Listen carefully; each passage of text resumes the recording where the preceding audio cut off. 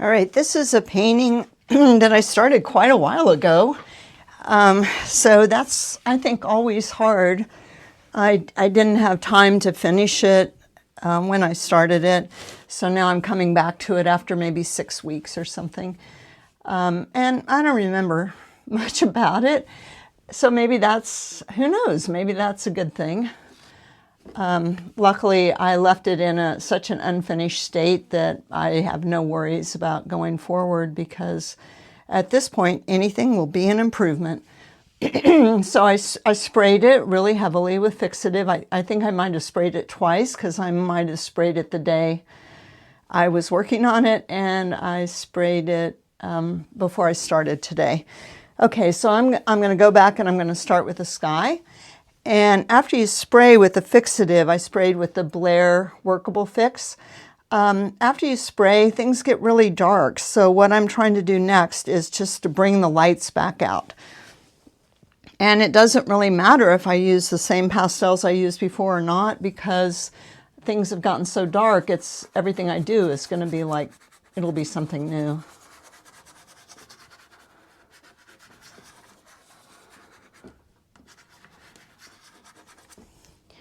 This was at the Wicked Tulip Farm in Johnson, Rhode Island. I think it's in Johnson.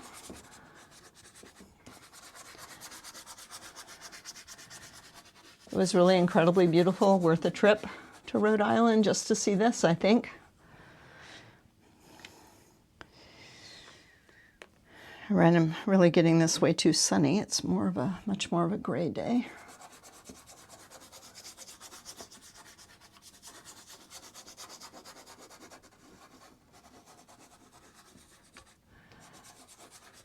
So I always like to come back and start with the sky first, because the sky really tells you what kind of day it is. And it definitely is easier when you have sky in your picture than when you don't. It doesn't mean you can't paint a picture that doesn't have the sky in it, but it's a little harder to create the effect of light that you're trying to get when you don't have the sky.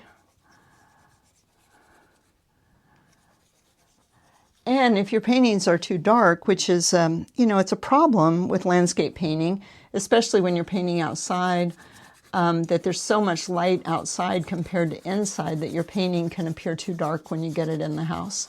Or if you're painting in the studio like I am right now, and you have too much light on your canvas, then you'll paint darker.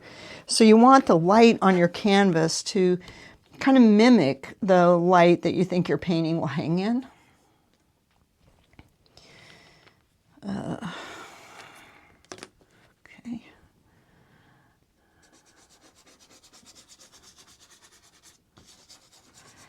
And I've added, what, 4 or 5 colors now to the sky.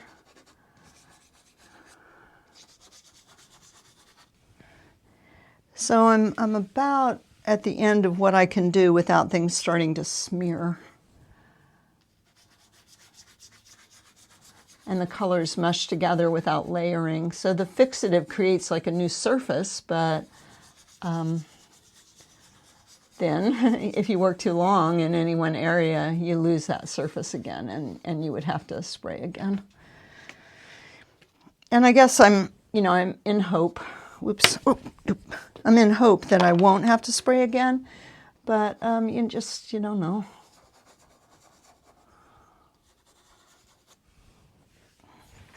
Okay, and so then the next thing I'm going to do is I'm going to come right down and work on the next thing that touches the sky, and that's those trees in the distance. And, now that I've lightened my sky, I can make this first row of trees a little lighter too, and still have them silhouette dark against the sky. So one thing I really look for all the time when I'm painting is what are the silhouettes of one thing against another. Does it silhouette dark or does it silhouette light? And that just helps me so much, because sometimes you just keep thinking, oh my gosh, the trees are so light. How am I going to make the trees light enough? And you keep working and working and working to make the trees light enough. And then you look at the sky and you say, oh, but the trees are quite a bit darker than the sky. So you got to do something about that. So like now I'm getting pretty too close to being too light. The last thing I picked up wasn't really quite what I expected. It's good to always have that excuse. I didn't mix this color. I just picked it up.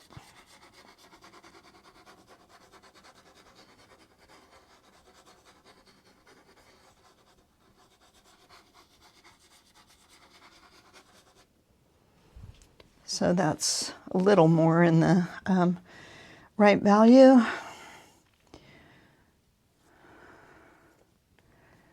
Let's see if this purple's better.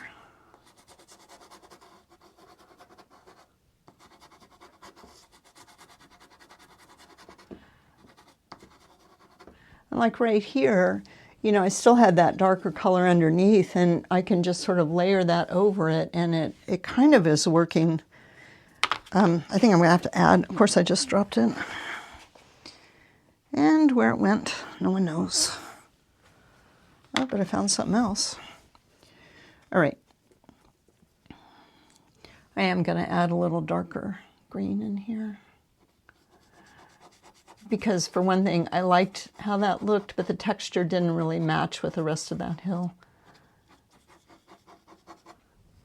So something like that. All right, and now these trees. So those trees, their green is just too brilliant. It doesn't look like springtime. This is early spring, and there's a much more yellowy look to the greens in the spring. So I just want to see if I can get that a little more.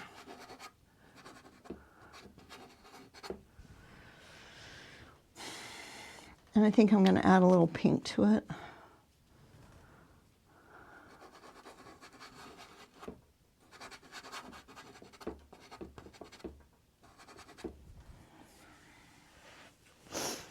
Okay, I kind of like that. And then I need a warmer green in the shadow side of the tree too, I think.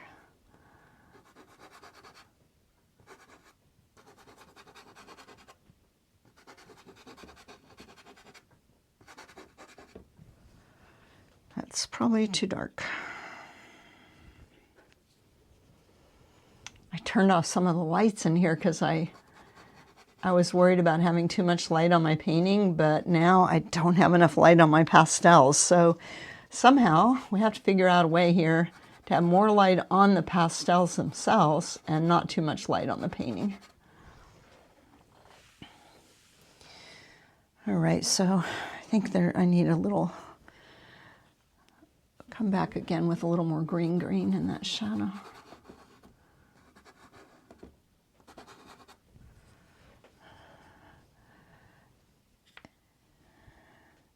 Also, I'm not doing a very good job keeping the pastels I'm using. I'm just sort of throwing things back down.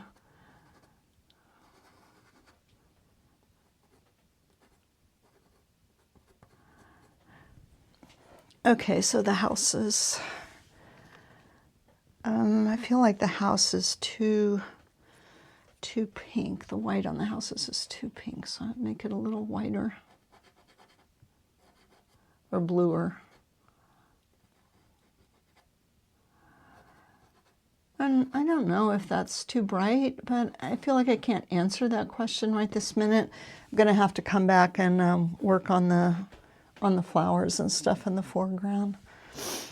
I kind of love this color. I don't know what it was or how I got it, but I have to, that's the thing about spraying. You have to go over everything again. You can't leave it because the texture shows up really different. And it seems to me like it shows up even more different once you've got the thing under glass, which can be a little discouraging. That you thought it was fine, and then you put it under glass, and suddenly you see those. Whoops, I keep getting this purple. It's just too light. And I think it's interesting back here because the roofs of the two white houses, they're really close in value, I feel, to the trees. So it's just sort of a slight color change, not such a value change. So I think I just made it too light.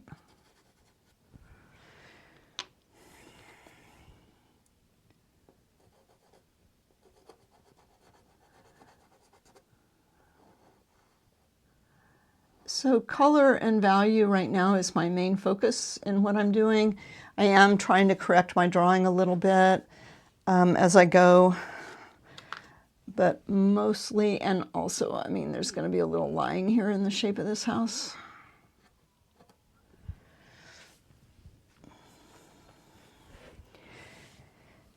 And the front side of the barn and the front sides of the houses are a little darker. Oops, that's too light. Okay, I'll try that here.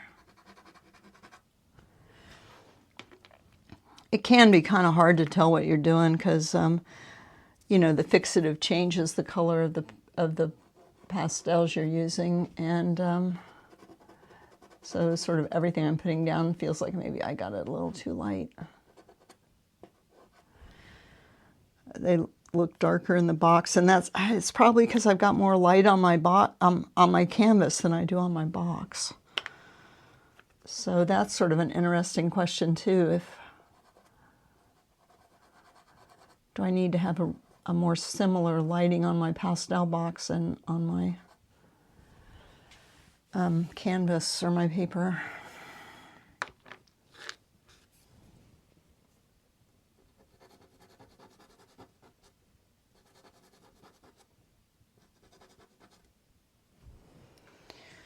All right, well, I know those are all too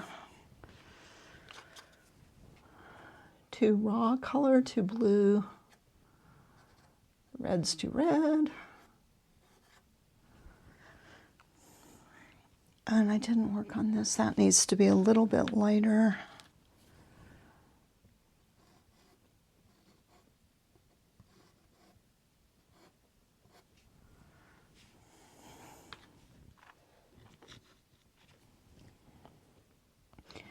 And I'm still trying to make, I mean, I did use a little gray here and there, but I'm still more interested in kind of making the color gray by combining different colors. So I used a blue, and then I used a little bit of a yellowish or ochre kind of something, and now I'm using a little bit of violet, so that the colors together combine to make sort of a gray without having to just use straight up gray. And I think I want this to be just a little darker right behind here.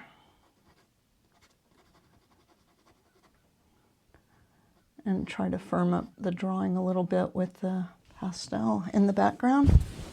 All right, I got to do something about that though, because that color is just too raw, too, you know, too much one color.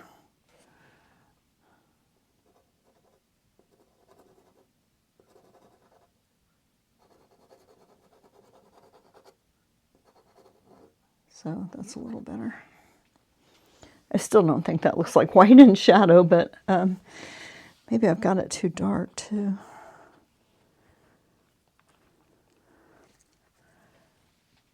I've kind of gotten used this summer to not painting and talking, just listening to books or something instead of talking the whole time. All right, so now I'm going to move over to these guys, those trees. They seem like they're not too bad either.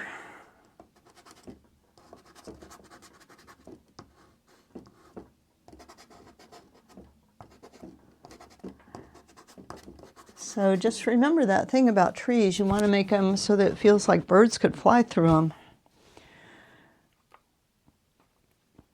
And that air could whistle through them.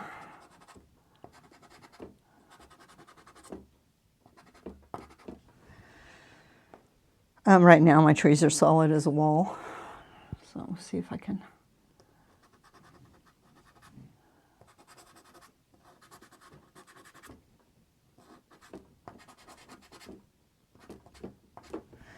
And I'm going to try putting a little sky holes in.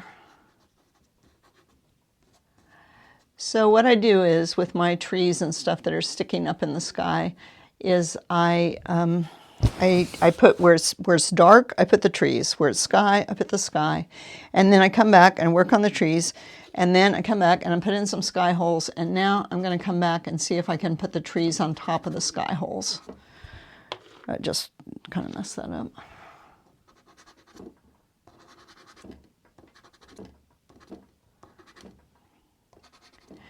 One thing about sky holes is because they're in there surrounded by the dark trees, they can look darker than they really, I mean, they can look brighter because they're surrounded by dark. So it's an optical illusion that it looks brighter because it's surrounded. Good night. Obviously, I can't talk and paint. The sky holes surrounded by the dark of the tree can look lighter than the actual tree, than the actual sky, because they're surrounded by that dark, and that kind of gives you this optical illusion that that's a brighter color. So sometimes you have to make sky holes a little darker than the rest of the sky, is basically what I'm trying to say here in not too clear a way. So if a color is surrounded by darks, it'll look lighter than the same color that's not surrounded by darks. Just something to think about. If you happen to do something and your sky holes just look like they're popping right out of your trees, then it might be that you have to make that a little darker, the sky holes a little darker than the sky in general. All right, so those trees look a little more like you could fly through them. This tree is not really looking like you could fly through it. And especially in the spring, trees the leaves, it's thinner. There aren't as many leaves, and the leaves aren't as big as they are in the summer. Okay, so now the barn. So the roof of the barn is lighter than I have it. So, whoops, I think that was too light.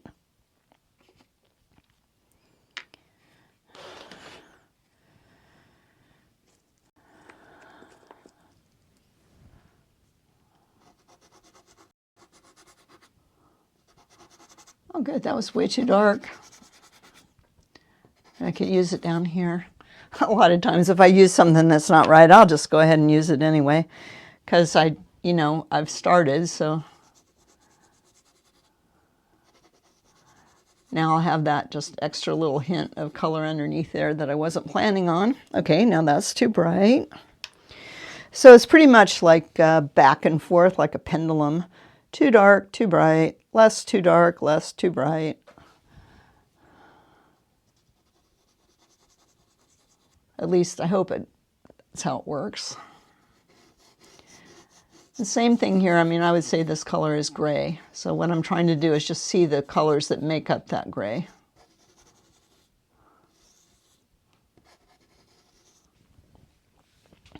And it's not like I'm trying to match color to color, although maybe it seems like that's what I'm doing. What I'm actually trying to do is build the relationships of the colors.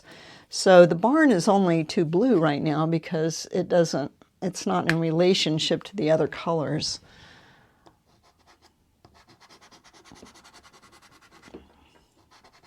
I don't worry too much about building a color harmony, although, I've got all these pastels and I probably use 30 of them or something in any given painting. And I am going to use gray right now. Give up and use some gray. I feel like the bottom part is just ever so slightly lighter than this top section. So I want to see if I can find something I could use on that top section to make it just a little darker. Where the roof is at a different angle.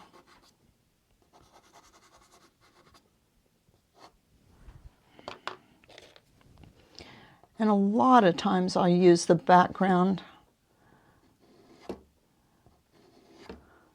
to make my drawing better, just like that.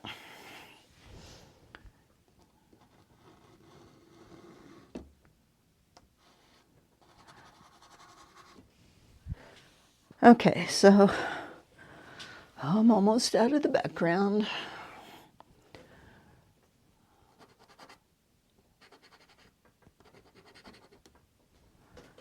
I do want a little bit of that tree to go in front of that house, though.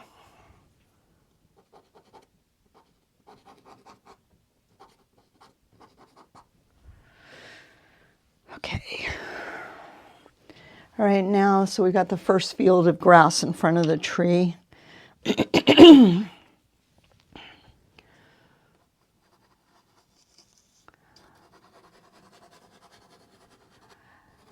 So, except in kind of rare occasions, like late in the day or possibly early in the day, generally speaking, the horizontal planes are a little brighter than the vertical planes in a painting.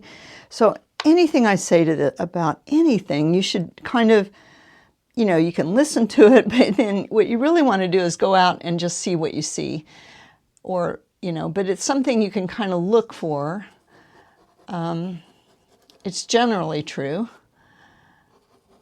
So if I want to make something look like a horizontal plane, then, or out here catching the light as opposed to the trees and the buildings, which don't catch as much light on the vertical surfaces, then I can make that a little lighter.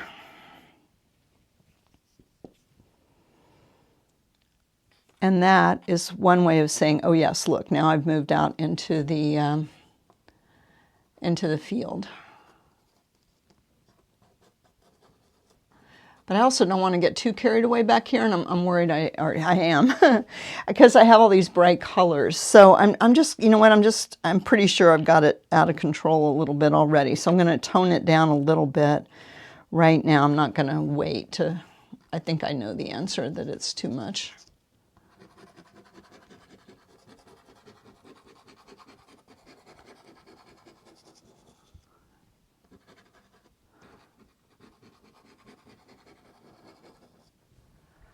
All right, and now this is going to be kind of weird, but what I'm going to do is I'm going to jump right down here and work on these flowers next and just see like how bright can I get them, because I definitely don't want to use my brightest yellow back there in the distance.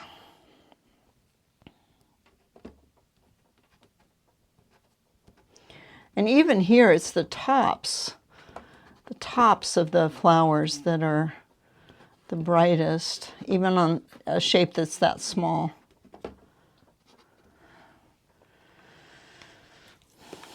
And these are very lemony yellow, not a very orangey yellow, so I'm gonna add some white to the tops here of some of them.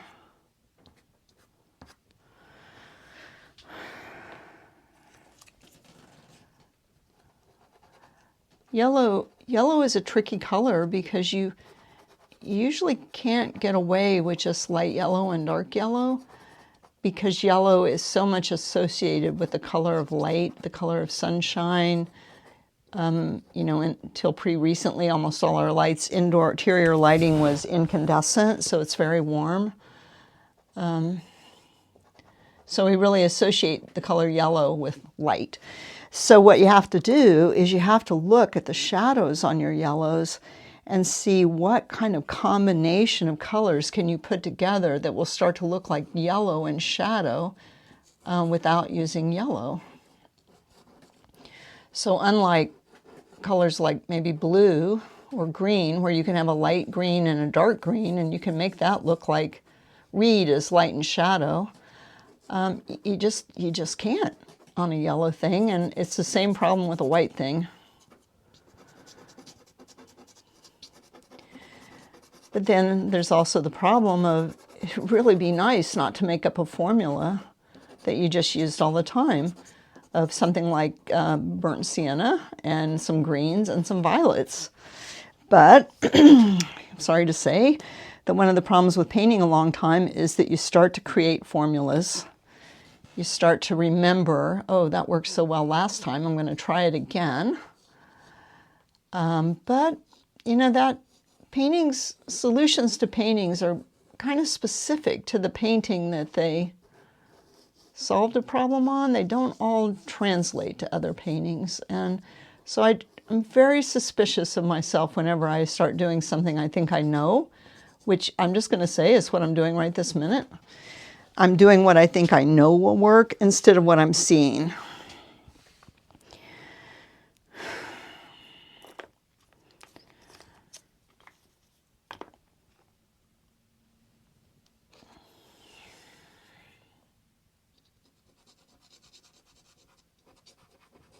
It's also very hard to paint something that's yellow if there's no place that the sun shines on it.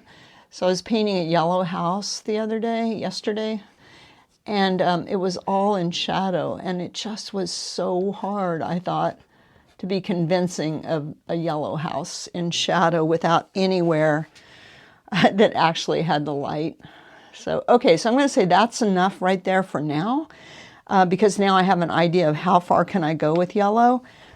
And the next thing I'll do is I'll come back up here and I'll start working my way down to there, and then I'll see what I want to do next after that.